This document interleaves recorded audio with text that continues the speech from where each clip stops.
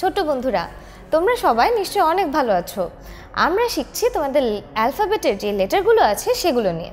তো আমাদের অ্যালফাবেটে মোট 26টি লেটার আছে এবং সেখান থেকে আমরা লেটার এস পর্যন্ত আগে শিখেছি। এই ভিডিওতে আমরা শিখব লেটার টি সম্পর্কে। তো তোমরা কি সবাই জানো এখানে কোনটা স্মল লেটার টি এবং কোনটা ক্যাপিটাল লেটার টি? আমি জানি তোমরা সবাই জানো। তাহলে এটা হচ্ছে আমাদের ক্যাপিটাল লেটার টি এবং এটা স্মল লেটার টি। তো টি ফর ট্যাপ। তাহলে আমরা টি দিয়ে যে ওয়ার্ডটা শিখলাম সেটা কি? ট্যাপ বা পানির কল।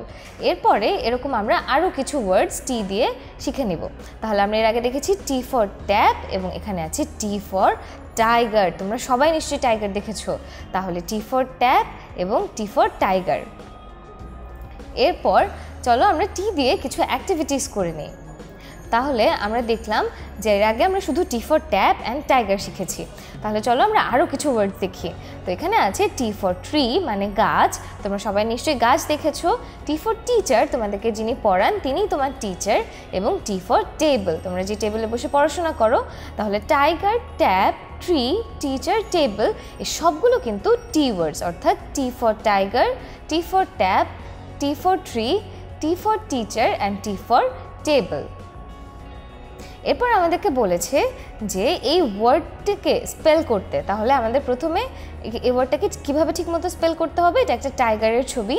তো আমরা জানি TIGER হচ্ছে টাইগার। তাহলে এবং টেবিলের স্পেলিং কি? TABLE হচ্ছে টেবিল। ট্যাপের স্পেলিং হচ্ছে TAP ট্যাপ। দেন ট্রি আছে, ট্রি এর স্পেলিং আমরা সবাই জানি TREE হচ্ছে ট্রি। তাহলে এই ভিডিওতে আমরা লেটার টি সম্পর্কে জানলাম এবং কিছু অ্যালফাবেট অ্যাক্টিভিটিস করলাম।